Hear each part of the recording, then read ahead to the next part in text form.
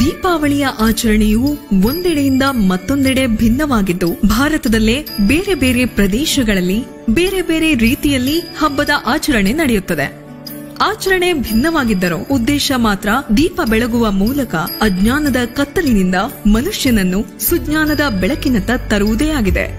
ದೀಪಾವಳಿ ಹಬ್ಬದ ಮೊದಲನೇ ದಿನ ಎಣ್ಣೆ ಸ್ನಾನ ಮಾಡುವ ಸಂಪ್ರದಾಯವೂ ಇದೆ. ಇದಕ್ಕೆ ಕಾರಣ ಸಮುದ್ರ ಮಥನದ ಸಮಯದಲ್ಲಿ ಶ್ರೀ ವಿಷ್ಣು ಅಮೃತ ಕಲಶದೊಡನೆ ಧನ್ವಂತರಿಯಾಗಿ ಅವತಾರವೆತ್ತಿದ ಈ ದಿನ ತುಂಬುವ ಸ್ನಾನದ ನೀರಿನಲ್ಲಿ ಗಂಗೆಯೂ ಎಣ್ಣೆಯಲ್ಲಿ ಧನಲಕ್ಷ್ಮಿಯೂ ಇರುತ್ತಾಳೆಂಬುದು ನಂಬಿಕೆ.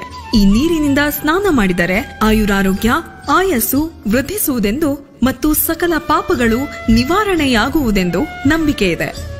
ನರಕಾಸುರನನ್ನು ಕೊಂದ ಪಾಪ ಪರಿಹಾರಕ್ಕಾಗಿ ಶ್ರೀಕೃಷ್ಣ ಕೂಡ ಈ ದಿನ ಎಣ್ಣೆ ಸ್ನಾನ ಶಾಸ್ತ್ರ ಮಾಡಿದ್ದನು ಎಂದು ಹೇಳಲಾಗುತ್ತದೆ. ಹಬ್ಬದ ಮೊದಲ ದಿನ ನರಕ ಚತುರ್ದಶಿಯಾಗಿದ್ದು, ನರಕ ಚತುರ್ದಶಿಯ ಕೇಂದ್ರ ಬಿಂದುವೇ ನರಕಾಸುರ.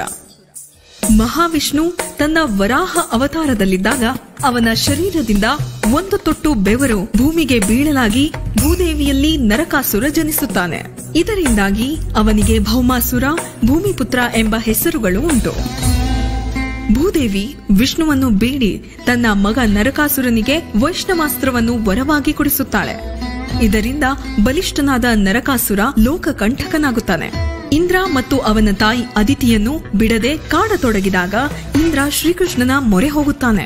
ನರಕಾಸುರನ ದುಷ್ಟತನ ತಾಯಿ ಭೂದೇವಿಗೂ ಸಹಿಸಲಾಗದಿದ್ದಾಗ ಈ ದುಷ್ಟ ಮಗನನ್ನು ಕೊಂದು ಲೋಕವನ್ನು ಕಾಪಾಡುವಂತೆ ಭೂದೇವಿ ಶ್ರೀಕೃಷ್ಣನಿಗೆ ಹೇಳುತ್ತಾಳೆ. ಅಶ್ವಯುಜ ಕೃಷ್ಣ ಚತುರ್ದಶಿಯ ಕಗ್ಗತ್ತಲಿನಲ್ಲಿ ನರಕಾಸುರನನ್ನು ಸಂಹರಿಸುತ್ತಾನೆ. ಆ ದಿನವೇ ನರಕ ಚತುರ್ದಶಿ. ದುಷ್ಟ ಸಂಹಾರದ ಸಂಕೇತವಾಗಿ ಆ ದಿನ ದೀಪವನ್ನು ಬೆಳಗಿ ಸಂಭ್ರಮಿಸಿ ವಿಜಯದ ನಗೆಯಲ್ಲಿ ಎಲ್ಲರೂ ಖುಷಿಪಡುತ್ತಾರೆ. ನರಕ ಚತುರ್ದಶಿಯ ಮಾರನೆಯ ದಿನ ದೀಪಾವಳಿ ಅಮಾವಾಸ್ಯೆಯಾಗಿದ್ದು, ಆವತ್ತು ಲಕ್ಷ್ಮೀ ಪೂಜೆ ಮಾಡಲಾಗುತ್ತದೆ. ಮಹಾವಿಷ್ಣುವಿನ ಪತ್ನಿಯೂ ಆದ ಮಹಾಲಕ್ಷ್ಮಿಯನ್ನು ಆರಾಧಿಸುವ ಹಬ್ಬವೇ ಧನಲಕ್ಷ್ಮಿ ಪೂಜೆ. ಸಮುದ್ರ ಮಥನದಿಂದ ಲಕ್ಷ್ಮಿ ಉದಯಿಸಿದ ದಿನವೂ ಹೌದು. ಹೀಗಾಗಿ ಉತ್ತರ ಭಾರತೀಯರಿಗೆ ಹೆಚ್ಚಿನ ಸಂಭ್ರಮ. ಹಬ್ಬದಲ್ಲಿ ಮೂರನೆಯ ದಿನವನ್ನು ಬಲಿಪಾಡ್ಯಮಿಯಾಗಿ ಆಚರಿಸಲಾಗುತ್ತದೆ. ಅಂದು ಬಲಿಚಕ್ರವರ್ತಿಯು ಭೂಲೋಕ ಸಂಚಾರ ಬರುತ್ತಾನೆಂದು ನಂಬಿಕೆಯೂ ಇದೆ. ಅದೇ ದಿನ ಬಲೀಂದ್ರ ಪೂಜೆಯೂ ಕೂಡ ನಡೆಯುತ್ತದೆ.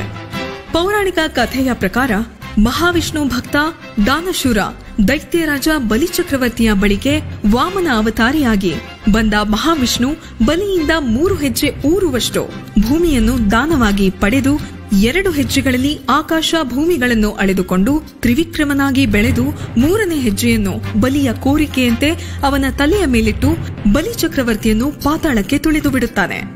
ಆಗ ಬಲಿಯ ಭಕ್ತಿಯನ್ನು ಮತ್ತು ದಾನಶೀಲ ಗುಣವನ್ನು ಮೆಚ್ಚಿದ ವಿಷ್ಣು ಪ್ರತಿ ವರ್ಷ 1 ದಿನ ಅವನ ಹೆಸರಿನಲ್ಲಿ ಪೂಜೆ ನಡೆಯುವಂತೆ ವರ ನೀಡುತ್ತಾನೆ. ಆ ರೀತಿ ಆಚರಿಸಲ್ಪಡುವ ದಿನವೇ ಬಲಿಪಾಡ್ಯಮಿ. ರಾಮಾಯಣದ ಪ್ರಕಾರ ತ್ರೇತಾಯುಗದಲ್ಲಿ ಶ್ರೀರಾಮ ವಿಜಯದಶಮಿಯಂದು ರಾವಣನನ್ನು ಕೊಂದು 14 ವರ್ಷಗಳ ವನವಾಸ ಮುಗಿಸಿ ಅಯೋಧ್ಯೆಗೆ ಮರಳಿದಾಗ ಜನರು ಸಾಲು ದೀಪಗಳನ್ನು ಹಚ್ಚಿ ಸ್ವಾಗತಿಸಿ ದೀಪಾವಳಿಯನ್ನು ಆಚರಿಸಿದರಂತೆ. ಹೀಗೆ ದೀಪಾವಳಿ ಹಬ್ಬದ ಹಿಂದೆ ಅನೇಕ ಕಥೆಗಳಿವೆ. ಆದರೆ ಆಚರಿಸುವ ಉದ್ದೇಶ ಒಂದೇ.